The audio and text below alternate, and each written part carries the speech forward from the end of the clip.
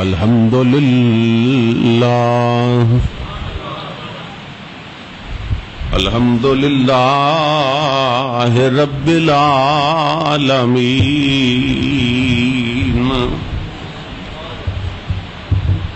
خالق السماء والأرضين الصلاة والسلام على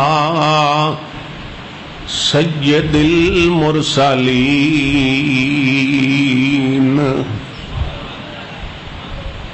قائد الغر المحجلین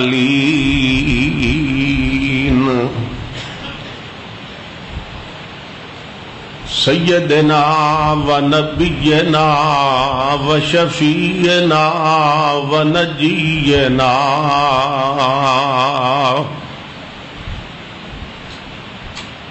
آلنا و اولانا و مولانا محمد المبعوث رحمت للعالمین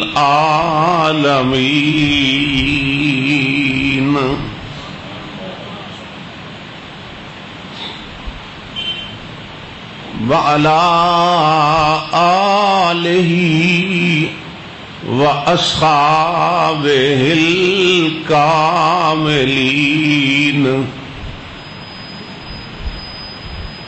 وعلى علماء ملتہ واولیاء امتہ وأهل سنته أجمعين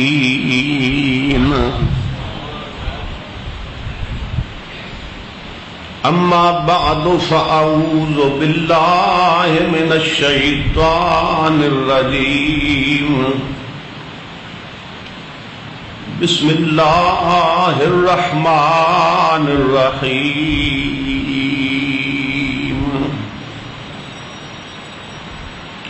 ومن أعرض عن ذكري فإن له معيشة ضنكا ونحشره يوم القيامة أعمى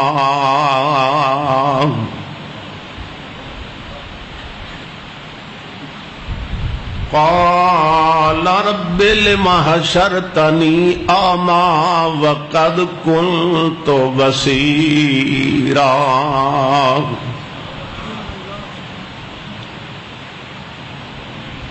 قال كذلك أتتك آياتنا فنسيتها وَكَذَلِكَ الْيَوْمَ تُنْسَى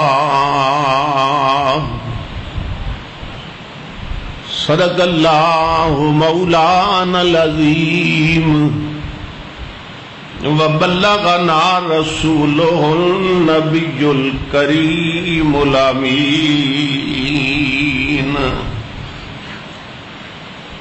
ونحن على ذلك لمن الشاهدين والشاكرين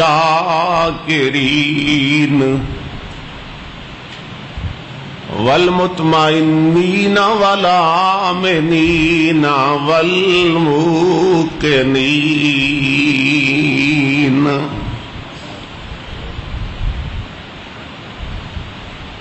قد قال اللہ تبارک و تعالی فی شان حبیبہ محمد صلی اللہ علیہ وسلم مخبرا و آمرا ان اللہ و ملائکتہ یصلون علی النبی یا ایھا الذین آمنوا صلو علیہ وسلموا تسلیما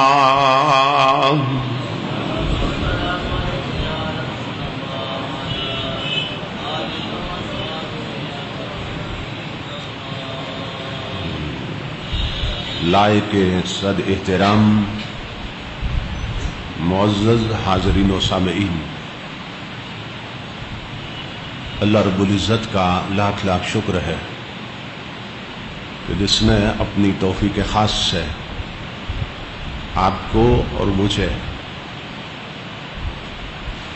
رمضان شریف کی ان مبارک ساعتوں میں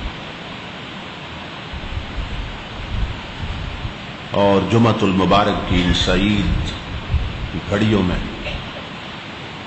اپنی پاک بارگاہ میں حاضری کا شرف عطا کیا اور اپنی برکات سمیٹنے کی توفیقات سے نوازا۔ آج جس عنوان پہ میں گفتگو کی سعادت حاصل کرنا چاہتا ہوں اس کا تعلق ان اعمال کے ساتھ ہے جن کے کرنے سے عذاب قبر معاف ہو جاتا ہے۔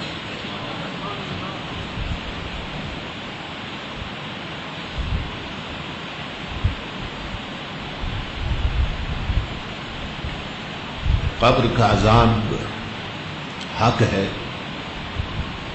قرآن و حدیث سے ثابت ہے، اور نبی اکرم صلی اللہ تعالی علیہ وآلہ وسلم ہر نماز کے ساتھ قبر کے عذاب سے امت کے لیے پناہ مانگا کرتے تھے، کیونکہ اس دنیا کو چھوڑنے کے بعد یہ پہلا مرحلہ ہے جس کو قبر کا مرحلہ کہتے ہیں۔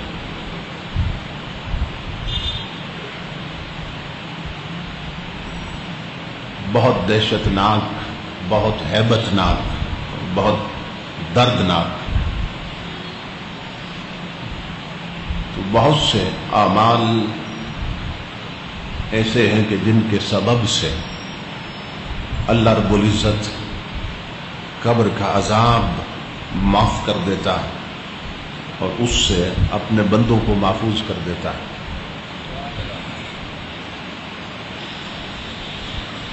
اس عنوان پر خطاب کے لیے میں نے قرآن حکیم کے جو الفاظ تلاوت کرنے کا شرف حاصل کیا،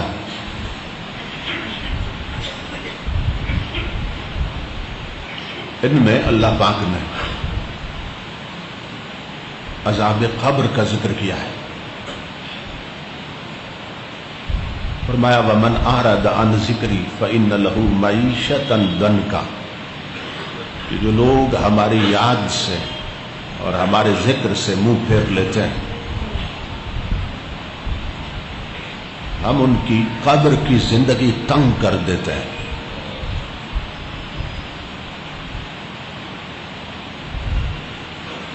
وَنَحْشُرُهُ يَوْمَ الْقِيَامَةِ أَعْمَى، اور اس سے اگلا عذاب یہ ہوگا کہ قیامت کے دن انہیں قبر ہی سے اندھا کر کے اٹھائیں گے۔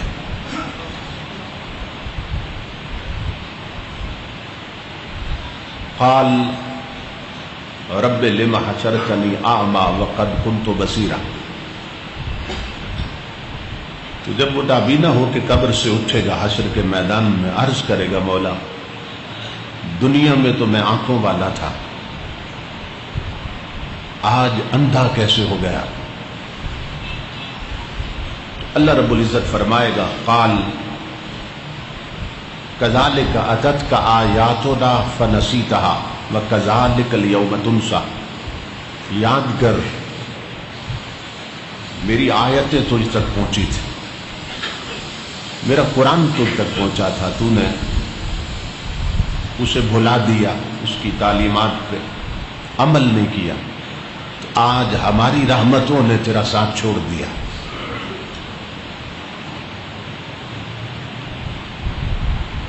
جیسے تو نے ہماری آیتوں کو اور احکام کو بھلا دیا تھا، تو اسی طرح آج تجھے بھلا دیا جائے گا۔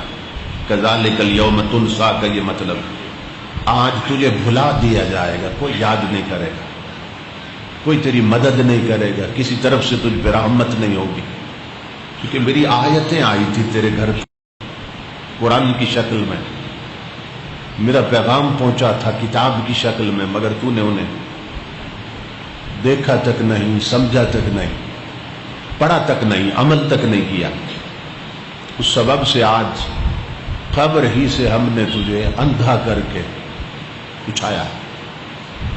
اب یہ آیت ہے قرآن حکیم کی، جو اللہ کے ذکر سے منہ پھیر لیتے ہیں، غافل ہو جاتے ہیں، اللہ پاک ان کی قبر کی زندگی تنگ کر دیتا ہے، یعنی عذاب قبر میں مبتلا کر دیتا ہے، اور قیامت کے دن انہیں قبر سے ہی اندھا کر کے اٹھایا جائے۔ اب تصور کریں کہ حشر کا میدان ہے اور آنکھیں بھی نہیں ہیں، اور پھر اپنے عملوں کی تاریکیاں بھی ساتھ، آنکھوں کا اندھیرا الگ رہا، پھر عملوں کا اندھیرا الگ رہا، پھر قیامت کی تاریکی اور اندھیرا الگ رہا۔ جس نے اللہ رب العزت کی آیتوں کو بھلا دیا، قرآن کو پس پش ڈال دیے، وہ کتنی تاریکیوں میں ہوگا، کتنے اندھیروں میں ہوگا، اس کا ہم تصور بھی نہیں کر سکتے۔ تو چونکہ اس دنیا کو چھوڑتے ہی انسان اس عذاب میں مبتلا ہو جاتا ہے، تو میں تلاش میں رہا کہ ایسے اعمال کون سے ہیں کہ جن کے سبب سے اللہ رب العزت قبر کے عذاب سے محفوظ فرما دیتا۔ تو 16 حدیثیں،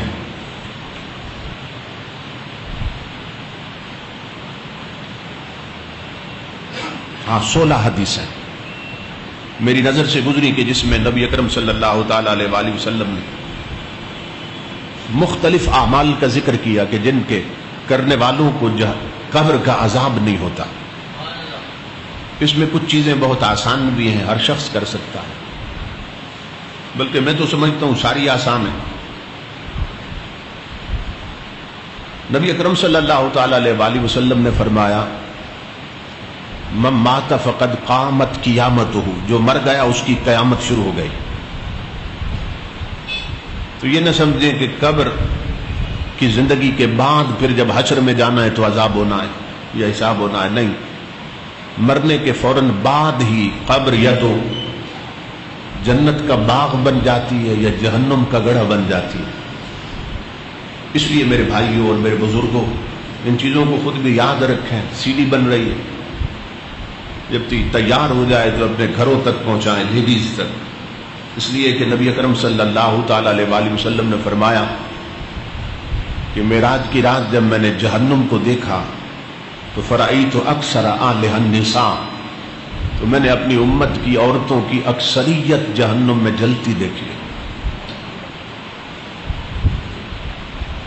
تو ہمارے گھروں میں جو لیڈیز ہیں ان کی میجارٹی اور اکثریت حضور نے جہنم میں عذاب میں مبتلا دیکھی، تو ہمیں ان کی فکر کرنی چاہیے۔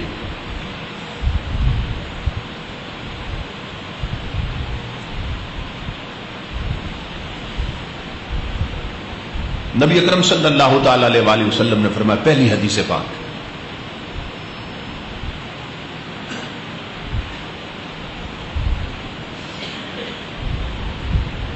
حضرت عبد الرحمن بن سامورہ حضور کے صحابی ہیں، وہ روایت کرتے ہیں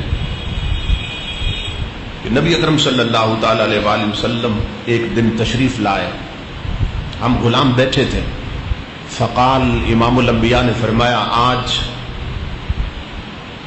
رأیت رجلا من امتی، میں نے اپنی امت کے ایک شخص کو دیکھا ہے، قد بسط اللہ علیہ عذاب القبر، اللہ رب العزت نے اس پہ قبر کا عذاب مسلط کر دیا تھا۔ قبر میں پہنچا تو اس کے بد اعمال بد کا عذاب اس پہ مسلط کر دیا گیا۔ امام الانبیاء فرماتے ہیں، فجاء وضوءہ فاستنقذہ من ذلک، وہ چونکہ وضو اچھے طریقے سے کرتا تھا، ٹھہر ٹھہر کے پوری توجہ اور دھیان سے، کوئی جگہ خشک نہ رہ جائے، امام الانبیاء فرماتے ہیں کہ اس کا یہ عمل آیا اور اسے عذاب سے بچا دیا۔ صرف توجہ اور دھیان سے وضو کرتا تھا، اور اس احتیاط کے ساتھ وضو کرنے کے عمل نے اسے قبر کے عذاب سے بچا لیا.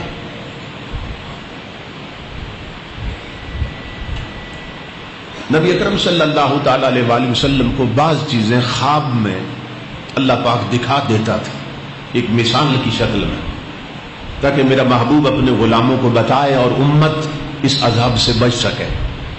تو حضور فرماتے ہیں میں نے دیکھا کہ ایک شخص قبر میں گیا اور اس پہ عذاب مسلط ہو گیا، تو اس کا اچھے طریقے سے وضو کرنے کا عمل آیا اور اسے قبر کے عذاب سے محفوظ کر دیا. تو ہمارے ہاں بہت سے لوگ اس کا دھیان نہیں رکھتے. وضو کرتے ہوئے آپ دیکھیں، اور ہمارے ہاں یہ بھی ہے کہ وضو سکھایا نہیں جاتا بچوں کو کہ کیسے کرنا ہے، بس دیکھا دیکھی لوگ وضو کر رہے ہیں. کسی گھر میں آپ خود سوچیں کہ کبھی اہتمام نہیں ہوا ہوگا کہ خود آپ بچے کو لے کے بیٹھ جائیں اس نیت سے آج میں نے اسے وضو کرنا سکھانا ہے کہ حضور کی سنت کے مطابق وضو کیسے کرتے ہیں. نبی اکرم صلی اللہ تعالی علیہ وآلہ وسلم نے فرمایا من تودع فاحسن الوضوء خرجت خطاياه من جسده حتى من تحت اظفاره. جو وضو کرتا ہے اور اچھے طریقے سے وضو کرتا ہے، یہ شرط ہے، وضو کرتا ہے فاحسن الوضوء اور اچھے طریقے سے وضو کرتا ہے، تو حضور فرماتے ہیں خرجت خطاياه من جسده حتى من تحت اظفاره. یہ وضو کا پانی اس کے پورے جسم سے گناہوں کو کھینچ لیتا ہے. حتى من تحت اظفاره، یہاں تک کہ ناخنوں کے نیچے اگر کوئی گناہ ہو تو اسے بھی کھینچ لیتا ہے. تو پورے دھیان سے اور پوری توجہ سے وضو کیا جائے تاکہ کوئی جگہ خشک نہ رہ جائے. اب دعائیں یاد کرنا تو الگ رہا، ہمیں تو ادا بھی یاد نہیں. حالانکہ اگر سنت کے مطابق وضو کیا جائے تو ہم جو عضو بھی دھوتے ہیں، جو حصہ دھوتے ہیں اس کی الگ دعا ہے. یعنی ہاتھ دھوئیں تو بسم اللہ الرحمن الرحیم پڑھتے ہیں، اور نویت ان اتودع للہ تعالی یہ دعا بھی پڑھتے ہیں کہ میں نیت کرتا ہوں کہ میں یہ وضو اللہ کے لیے کر رہا ہوں. اس طرح تو ہاتھ دھوتے ہیں اچھے طریقے سے. اور بعض لوگ کہ جن کا جسم موٹا ہے ان کی یہ جگہ یا چونکہ چمڑا زیادہ ہوتا ہے، اگر اچھے طریقے سے وضو نہ کریں تو اندر یہاں جگہ خشک رہ جاتی ہے. ان کے لیے ضروری ہے کہ وہ ہاتھ اس طرح بند کر کے مٹھی بنا کے یہاں اچھی طرح ملا کرے، پانی مالش کیا کرے پانی کی، تاکہ جگہ خشک نہ رہ جائے. سیدنا علی المرتضیٰ فرماتے ہیں کہ جب سے میں نے نبی اکرم صلی اللہ تعالی علیہ وآلہ وسلم سے وضو اور غسل کے آداب سیکھے ہیں، میں نے اپنے بالوں سے دشمنی کر لی. آپ بال نہیں رکھتے تھے حضرت علی المرتضیٰ کہ کوئی ایک بال بھی خشک رہ گیا تو غسل نہیں ہوگا. آپ ہمیشہ سر کے بال منڈوائے رکھتے تھے.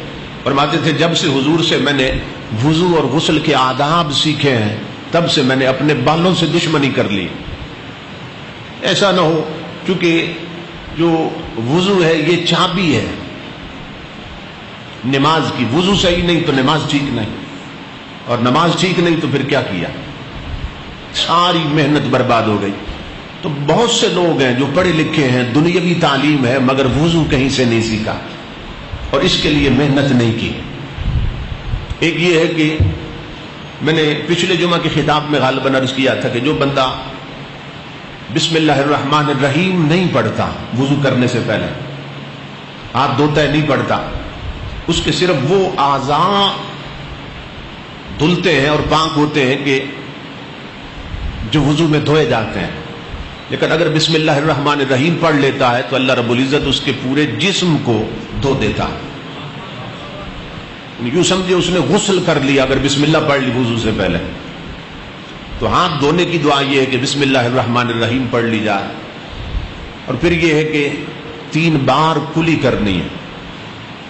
تو پہلی بار جب کلی کرتے ہیں تو اچھے طریقے سے پانی کو منہ میں گھمائیں تاکہ جو داڑے ہیں اور گیپس بنے ہیں دانتوں کے درمیان اچھی طرح وہاں پانی پہنچ جائے. پھر شہادت کی انگلی سے ملے اچھی طرح, زبان اس پر انگلی پھیریں, تالو جو ہے اس کو انگوچھے کے اس حصے سے اسے ملیں تاکہ اچھے طریقے سے منہ صاف ہو جائے. اور اس کی دعا یہ ہے کہ نبی اکرم صلی اللہ تعالی علیہ وآلہ وسلم جب کلی فرماتے تو یہ دعا پڑھتے تھے, اللہم اعنی علی تلاوت القرآن و ذکرک و شکرک و حسن عبادتک. مولا تلاوت قرآن میں میری مدد فرما اور مجھے اپنے ذکر اور شکر اور اپنی بندگی کی توفیق عطا فرما. پھر ناک میں پانی ڈالتے ہیں 3 دفعہ. تو یہ عمل کرتے ہوئے امام الانبیاء پڑھتے تھے, اللہم ارحنی رائحۃ الجنت ولا ترحنی رائحۃ النار. مولا مجھے جنت کی خوشبو سگانا, جنت کی خوشبو سگانا, اور جہنم کی بدبو سے مجھے محفوظ رکھنا. یہ ناک کی دعا ہے. تو بہت سے لوگ ہیں جو ناک صاف کرنا نہیں جانتے. شرعی تقاضے کیسے ہیں, کس انگلی کے ساتھ ناک کو اندر سے صاف کرنا ہے. تو یہ ناک کے جو نتنے نرم حصہ ہے یہاں تک پانی پہنچانا ضروری ہے. تو پھر یہ ناک کی دعا ہے. اور پھر چہرے کو دھونا. اکثر لوگ چہرے کی حد نہیں جانتے. ایک تو یہ کہ پیشانی کے جہاں سے بال شروع ہوتے ہیں وہاں سے لے کر ٹھوڑی تک یہ سارا چہرہ ہے. اور پھر یہ ہے کہ یہ تو لمبائی میں ہے نا, تو چوڑائی میں یہ کان کی لو جو ہے, کانوں کا حصہ جہاں سے کان کی حد شروع ہوتی یہاں تک یہ سارا چہرہ. اور بہت سے لوگ پانی ڈالتے ہیں مگر یہ جگہ خشک رہ جاتی ہیں. تو اس جگہ بطور خاص 1-2 انگلیاں مار کے اچھی طرح مالش کریں جب پہلی دفعہ چہرے پہ پانی ڈالیں تاکہ یہ جگہ خشک نہ رہ جائے. آپ تصور کریں بہت سے لوگ ان کی یہ جگہ خشک رہتی ہے, یہ جو بالکل کانوں کے ساتھ چہرہ دھونا نہیں جانتے کہ کس طریقے سے دھونا. تو نبی اکرم صلی اللہ تعالی علیہ وآلہ وسلم جب چہرہ اقدس پہ پانی ڈالتے تو حضور یہ دعا مانگتے تھے, اللہم بید وجہی یوم تبید وجوہ. میرے اللہ میرے چہرے کو اس دن روشن رکھنا جس دن چہرے چمک رہے ہوں گے. یہ حضور صلی اللہ علیہ وسلم دعائیں مانگتے تھے. اور پھر امام الانبیاء جب اپنا کونیوں تک دائیں ہاتھ مبارک کو دھوتے تو حضور صلی اللہ علیہ وسلم یہ دعا مانگتے تھے, اللہم آتنی کتابی بیمینی ولا تؤتنی کتابی بشمالی. مولا قیامت کے دن میرا نامہ اعمال میرے دائیں ہاتھ میں دینا. دائیں ہاتھ کو دھوتے ہوئے یہ دعا, اور میرا نامہ اعمال بائیں ہاتھ میں نہ دینا, کیونکہ دائیں ہاتھ کے نامہ اعمال جنتیوں کو دیے جائیں گے اور بائیں ہاتھ کے نامہ اعمال جہنمیوں کو دیے جائیں گے. یہ ہاتھ دھوتے ہوئے یہ دعا ہے. پھر امام الانبیاء بایاں ہاتھ دھوتے کونیوں تک. تو امام الانبیاء اللہ کی بارگاہ میں عرض کرتے, اللہم لا تؤتنی کتابی بشمالی وحاسبنی حسابا یسیرا. مولا مجھے نامہ اعمال بائیں ہاتھ میں نہ دینا اور میرے حساب میں آسانی کرنا. پھر امام الانبیاء سر کا مسح فرماتے ہیں. تو تاجدار انبیاء مسح فرماتے ہوئے دعا مانگتے, اللہم اذلنی تحت ذل عرشک یوم لا ذل الا ذل عرشک. مولا قیامت کے دن مجھے عرش کا سایہ عطا کرنا, اس سر کو اس سائے تلے رکھنا جس دن تیرے عرش کے سوا کوئی سایہ نہیں ہو. پھر تاجدار انبیاء کانوں میں انگلیاں مارتے, کانوں میں انگلیاں. تو حضرت صلی اللہ علیہ وسلم دعا مانگتے ہیں, اللہم اجعل من الذین یستمعون القول فیتبعون احسنہ. مولا مجھے ان لوگوں سے بنا جو ہمیشہ اچھی باتیں سنتے ہیں اور پھر ان کی اتباع کرتے, پیروی کرتے ہیں. اور پھر امام الانبیاء گردن کا مسح کرتے ہیں اور یہاں دعا مانگتے, اللہم اعتق رقبتی من النار. مولا میری گردن کو جہنم سے آزاد کر دے. یہ ساری دعائیں حضور کی امت کی تعلیم کے لیے تھی. پھر امام الانبیاء دایاں پاؤں مبارک دھوتے ہیں. تو حضرت صلی اللہ علیہ وسلم اللہ رب العزت کی بارگاہ میں دعا مانگتے,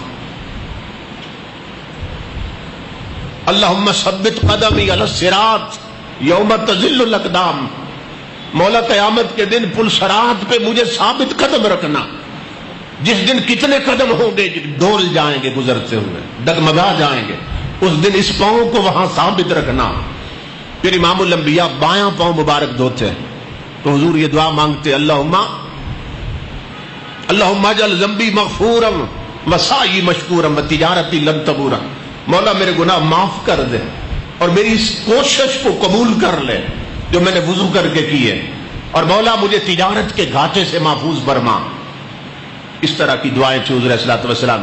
تو میں نے یہ ترجمہ بھی اور ساتھ اس لیے عرض کر دیا کہ اگر عربی میں یاد نہ بھی کر سکیں تو کم از کم یہ باتیں ذہن میں رہنی چاہیے، اپنی زبان میں ہی اللہ سے دعا کر لیے کر۔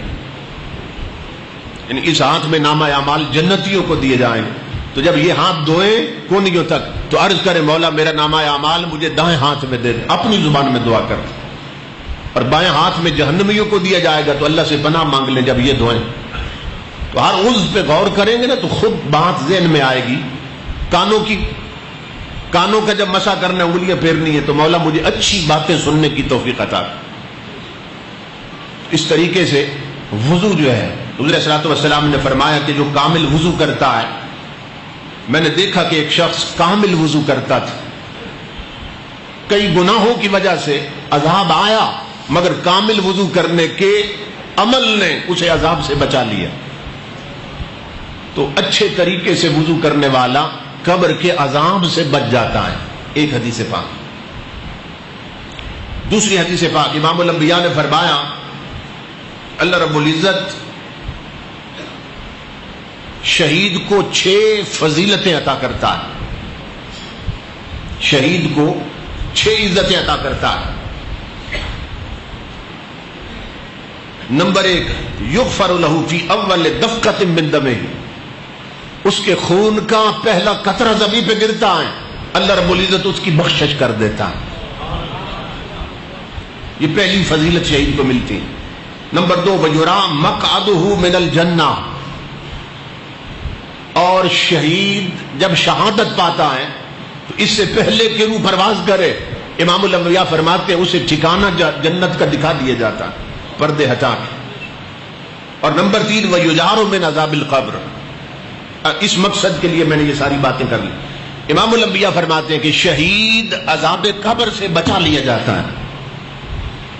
تو یہ حدیث بتاتی ہے کہ شہادت ایسا عمل ہے، ایسا عمل ہے، ایسا رتبہ ہے جو انسان کو قبر کے عذاب سے بچا لیتا ہے۔ پھر چوتھی چیز امام الانبیاء نے فرمایا وَيَأْمَنُ مِنْ فَضْلِ الْأَكْبَرِ، قیامت کے دن گھبراہٹ اتنی ہوگی، قرآن میں ہے کہ کلیجے منہ کو آ رہے ہوں گے، مگر امام الانبیاء فرماتے ہیں جو رب کے راستے میں شہید ہو جائے وہ اس دن امن میں ہوگا، سکون میں ہوگا۔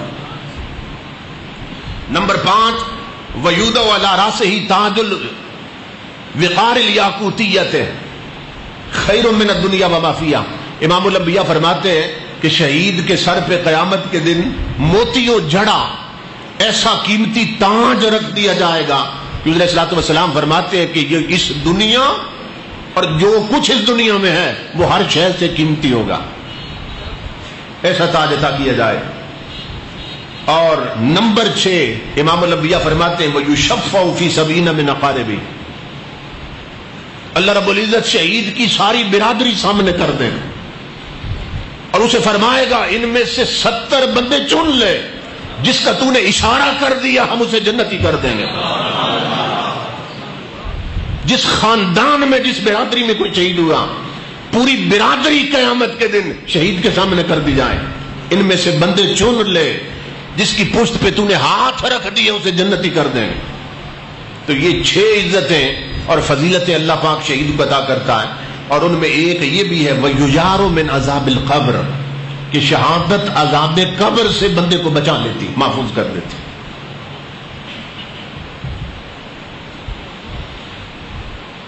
تیسری حدیث نبی اکرم صلی اللہ تعالی علیہ وآلہ وسلم نے فرمایا، حضرت سلمان فارسی سے روایت،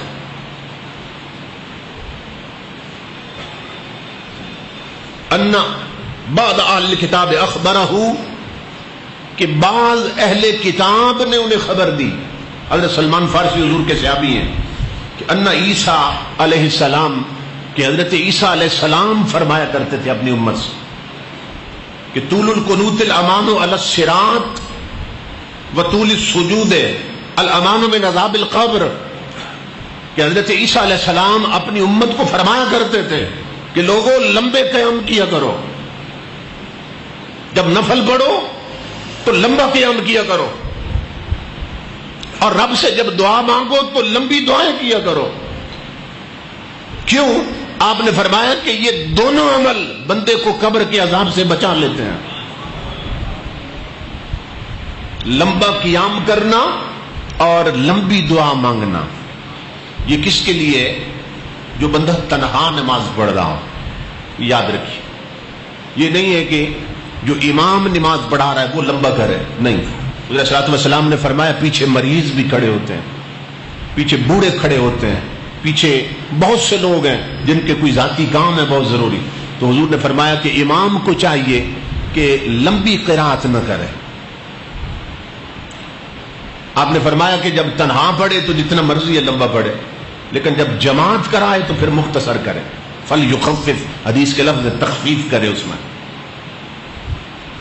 تو لمبی دعا کرنا اور لمبا قیام کرنا قبر کے عذاب سے بچا لیتا ہے۔ اب بہت سے لوگ ہیں جو یہ سوچ سکتے ہیں کہ ہمیں تو کوئی لمبی صورت نہیں آتی تو لمبا قیام کیسے کریں گے؟ تو اس کا طریقہ یہ ہے کہ کل شریف تو آتی ہے نا، تو کل شریف کو آپ بے شک 50 دفعہ پڑھ لیں، لمبا قیام ہو جائے گا۔ 100 دفعہ پڑھ لیں، لمبا قیام ہو جائے گا۔ اس کا پھر طریقہ یہ، جو صورت آتی ہے اسے بار بار پڑھتے رہے، لمبا قیام ہو جائے گا۔ یعنی ہم نفلوں میں یہ کر سکتے ہیں، عشاء کے نفل پڑھتے ہیں لمبے پڑھ سکتے ہیں، اسی طرح زور کے نفل لمبے پڑھ سکتے ہیں، اس میں لمبا قیام اور لمبی دعا۔ اور دعا کا ادب یہ ہے کہ دعا میں پوری توجہ اور دھیان رب کی طرف ہونا چاہیے، کیونکہ اس بندے پہ اللہ رب العزت غصہ کرتا ہے، غضبناک ہوتا ہے کہ جو دعا رب سے کر رہا ہے اور دھیان بندوں کی طرف۔ پوری توجہ اور دھیان سے اپنے رب کی بارگاہ میں دعا مانگا کریں، یہ دعا کا ادب ہے، ورنہ بے ادبی ہوتی ہے، دعا مانگنی نہیں چاہیے اگر توجہ اور دھیان اللہ کی طرف نہیں۔ چوتھی حدیث، اور یہ عجیب، امام الانبیاء نے فرمایا کہ میرے جس امتی کو سورہ ملک یاد ہو، سورہ ملک یاد ہو اور وہ پڑھتا ہو، اسے کبھی نفلوں میں پڑھتا ہے اور رات کو سونے سے پہلے پڑھتا ہے، امام الانبیاء فرماتے ہیں کہ جب وہ قبر میں جاتا ہے میرا غلام، عذاب کے فرشتے آتے ہیں تو ادھر سورہ ملک بھی پہنچ جاتی ہے، قبر میں پہنچ جاتی، ادھر عذاب کے فرشتے آتے ہیں، ادھر سورہ ملک بھی آتی ہے، اور امام الانبیاء فرماتے ہیں اللہ رب العزت سے جھگڑا شروع کر دیتی ہے۔ حیرت کی بات، سورہ ملک پڑھنے والے کے حق میں رب سے جھگڑا کرتی ہے، اور کیا کہتی ہے؟ مولا میں اس کے سینے میں ہوں جس کی طرف عذاب کے فرشتے آئے ہیں اور اسے عذاب دینا چاہتے ہیں، یا تو کہہ دے میں تیرا کلام نہیں ہوں، اور یا پھر عذاب کے فرشتے واپس لوٹا۔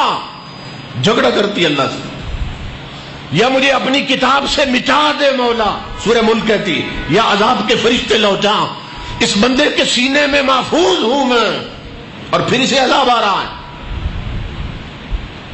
جب یہ جھگڑا کرتی ہے نا اللہ سے، اب اللہ کیا فرماتا ہے حدیث میں؟ اللہ فرماتا ہے اذهبی فقد وهبته لک، اللہ فرماتا ہے خوش ہو جا سورہ ملک، تیری وجہ سے میں نے اس کی بخشش کر دی ہے۔ صرف 2 رکوع ہے سورہ ملک، صرف 2 رکوع ہیں، جو اسے قیام میں پڑھے، نفلوں میں پڑھے، جو اسے سونے سے پہلے پڑھ لے، یہ جھگڑا کرتی ہے۔ اللہ فرماتا ہے تیری وجہ سے، جہاں سورہ ملک تیری خاطر میں نے بخش دیا، وشفاعتو کے فیے، اور تیری سفارش میں نے اس کے حق میں قبول کر لی، عذاب پلٹ جاتا ہے۔ پھر کیا ہوتا ہے؟ یہی صورت ایک بہت حسین صورت میں بدلتی ہے، یوں سمجھے جنت کی حور بن جاتی ہے. اور فتدع فاہا لا فیہ، اور وہ جو صاحب قبر اسے پڑھتا رہا یہ اپنا منہ اس کے منہ پہ رکھ دیتی ہے، جس سے جنت کی خوشبوئیں پھوٹ رہی ہوتی ہیں. وہ خوشبو اس میت کی اس قبر والے کی روح تک اتر جاتی ہے. اور امام الانبیاء فرماتے ہیں وہ منہ چومتی ہے، حور کی شکل جو اختیار کر گئی منہ چومتی ہے. فتقول مرحبا بہذا الفم فربما تلانی. سورہ ملک کہتی ہے حور کی شکل میں منہ چوم کے، کہتی ہے میں اس منہ کے صدقے جاؤں جس نے کئی بار میری تلاوت کی ہے. اللہ اکبر. امام الانبیاء فرماتے ہیں پھر منہ سے ہٹ کر پھر قبر والے کا سینہ چومتی ہے اور کہتی ہے مرحبا بہذا الصدر وربما وانی. میں اس سینے کے قربان جاؤں جس نے مجھے پڑھ پڑھ کے یاد کر لیا. امام الانبیاء فرماتے پھر اور نیچے آتی ہے، پاؤں چومتی ہے اور کہتی ہے مرحبا بہاتین القدمین فربما قامتا بی. میں ان پاؤں کے قربان جاؤں جن پر کھڑے ہو کر کئی بار نفلوں میں اس نے میری تلاوت کی ہے.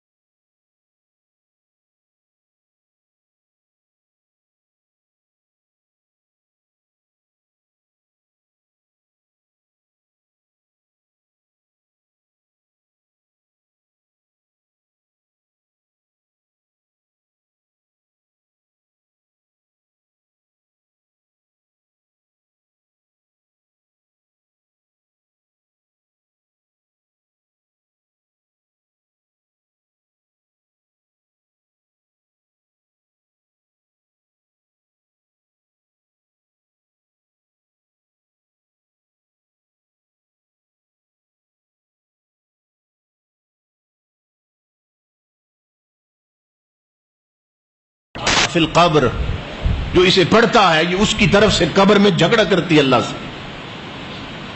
اور کہتی ہے اللہم ان کنت من کتابک فشفعنی فیہ. اور الف لام میم تنزیل سورت عرض کرتی ہے مولا یہ مجھے پڑھتا رہا دنیا میں، اگر میں تیری کتاب میں ہوں تو پھر میری شفاعت قبول کر. اور ان لم اکم من کتابک فمحنی عنہ، اور اگر میں نہیں ہوں تیری صورت تیرا کلام پھر اپنی کتاب سے مٹا دے مجھے.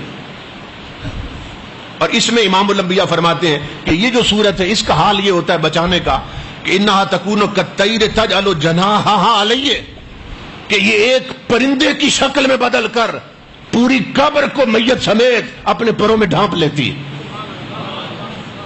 کہ عذاب کے لیے کوئی راستہ نہیں بچتا کہ جس سے داخل ہو سکے. یہ صورت اپنے پروں میں پوری میت کو ڈھانپ لیتی، بلٹ پروف کر دیتی، عذاب پروف ہو جاتا. تو یہ بھی مختصر سی صورت ہے، کوئی لمبی صورت نہیں ہے. تو وہ کتنا خوش نصیب ہے جو دونوں پڑھ کے سوئے. اور امام الانبیاء تو دونوں پڑھتے تھے، اس لیے یہ دونوں صورتیں اگر پڑھ لی جائیں تو چھوٹی سی صورتیں ہیں اور اتنا بڑا اس کا اجر اللہ رب العزت عطا فرمائے گا. اور جنہوں نے یہ حدیث روایت کی ہے، میں ان کے حالات زندگی پڑھ رہا تھا. خالد بن معدان رضی اللہ تعالیٰ عنہ، ان کا حال یہ تھا کہ تلاوت قرآن کے علاوہ روزانہ 40,000 مرتبہ تسبیح پڑھتے تھے. سبحان اللہ سبحان اللہ. اور اس وقت چونکہ یہ تسبیح نہیں تھی جس پہ کاؤنٹ کرتے ہیں، یہ جو تسبیحوں پہ ہم پڑھتے ہیں یہ نہیں تھی، اس وقت انگلیوں پہ پڑھتے تھے. جنہوں نے یہ حدیث روایت کی ہے نا، حضرت خالد بن معدان 40,000 بار روزانہ تلاوت قرآن کے علاوہ سبحان اللہ انگلیوں پہ پڑھتے تھے. اور عجیب بات یہ ہے کہ تابعین بیان کرتے ہیں، کہتے اللہ کی عزت کی قسم جب یہ فوت ہو گئے ہم تختے پہ انہیں غسل دے رہے تھے اور یہ انگلیوں پہ تسبیح پڑھ رہے تھے. وہ انگلیاں جو عادی ہو گئی تھی پڑھنے کی، تختے پر بھی موت آ چکی ہے مگر رب کی تسبیح نہیں بھولی. کہتے ہم غسل دیتے رہے، انگلیاں ہلا کے تسبیح پڑھتے رہے. اب تصور کر، ایسی لا پریت محمد جاگتے رہے کہانی. یار کا نام ایسے لیا، مرنے کے موت بھی وہ ذکر چھڑوا نہیں سکے. تختے پہ بھی انگلیاں ہل رہی تھیں اور تسبیح پڑھ رہے تھے. اللہ اکبر. تو سورہ الف لام میم تنزیل بھی عذاب قبر سے مکمل طور پر پڑھنے والے کو بچا لیتی ہے. نمبر 6 حدیث پاک، امام الانبیاء نے فرمایا جو شخص رات کے وقت رب کی رضا کے لیے سورہ یاسین پڑھتا ہے، سورہ یاسین، اللہ رب العزت اسے عذاب قبر سے بچا لیتا ہے. اور اس پر امام یافعی بزرگ گزرے ہیں، روض الریاحین میں انہوں نے ایک واقعہ نقل کیا ہے. فرماتے ایک بزرگ مجھے فرمانے لگے کہ ہم نے ایک میت کو دفن کیا، جنازہ پڑھایا، دفن کیا اسے، لوگ چلے گئے، میں قبر پہ بیٹھا تھا. فرماتے قبر سے نا اندر سے مار پڑنے کی آواز آنے لگی، جیسے کسی کو مار پڑ رہی ہے. کہتے میں قبر پہ بیٹھا تھا، دیکھ رہا تھا. تھوڑی دیر کے بعد قبر سے کالے رنگ کا کتا نکلا. میں نے اسے پوچھا تو کیا شے ہے؟ اس کتے سے کہا قبر سے نکلا ہے. تو کیا چیز ہے؟ کہنے لگا اس میت کے برے عمل ہوں. میں نے کہا مار کسے پڑ رہی تھی؟ کہنے لگا مجھے پڑ رہی تھی. میں نے کہا کون مار رہا تھا؟ کہنے لگا یہ سورہ یاسین پڑھتا تھا اور جو سورت تلاوت کرتا تھا انہوں نے مار مار کے مجھے قبر سے نکال دیا. وہ سورتیں مجھے مار رہی تھی کیونکہ ابھی امتحان والے فرشتے نہیں پہنچے، فرشتے ابھی آنے تھے، تو وہ صورتیں پہلے پہنچ گئیں تاکہ برے عمل نکال کر صرف ہم رہ جائیں اور جب امتحان ہو تو امتحان میں پاس ہو جائے. اس طرح ہوتا ہے. عزت کی قسم لوگوں، اگر حضرت عثمان غنی فرمایا کرتے تم یار تلاش کرتے ہو، فرمایا کرتے تھے قرآن سے بہتر کوئی یار نہیں ہے. ساری دنیاوی رشتہ داریاں اور یاریاں یہاں تک ہیں، قرآن کی یاری جنت تک جائے گی. جس نے قرآن سے تعلق جوڑ دیا قرآن اس کا کسی مقام پہ ساتھ نہیں چھوڑے گا. اس لیے قرآن سے پیار کیے کر. میں نے عرض کیا تھا اور پھر ایک بار عرض کر دیتا ہوں، شاید کچھ لوگ نہ سن سکے. میں نے تفسیروں میں پڑھا ہے کہ ایک بزرگ بالکل ان پڑھ تھے، کچھ پڑھنا نہیں آتا تھا، مگر صرف نماز یاد تھی، نماز پڑھتے. جب لوگ نکل جاتے تو وہ کنڈیاں لگا کے نا الماری سے قرآن نکال لیتے، اسے سینے سے لگاتے، جیسے بچھڑا ہوا یار بچھڑے ہوئے یار کو ملتا. بہت دیر تک سینے لگاتے، پھر چومتے، آنکھوں پہ رکھتے، سر پہ رکھتے، اور رو کر کہتے کہ میں نہیں جانتا تجھ میں کیا لکھا، ان پڑھ ہوں، پڑھایا کسی نے نہیں، ماں باپ ان پڑھ، مگر اتنا تو جانتا ہوں تو میرے رب کا کلام ہے، تیرے لفظوں کی کئی بار میرے رسول کے لبوں نے تلاوت کی ہے، آ میرے سینے لگ. پڑھ نہیں سکتا، مل تو سکتا ہوں تجھے. سینے لگاتے، چمٹاتے، پھر کھولتے. پہلا صفحہ. اب کالی کالی سطریں تو نظر آتی ہیں ہر بندے کو، جاہل ہو کیوں نہ، تب بھی آتی ہیں. پہلے صفحے سے نہ سطر پہ انگلی پھیرتے، ہر سطر پہ پھیرتے جا، اور زبان سے صرف اتنا کہتے. یہ عقیدے کا اظہار تھا کہ یہ بھی حق ہے، یہ بھی سچ ہے، یہ بھی حق ہے، یہ بھی سچ ہے.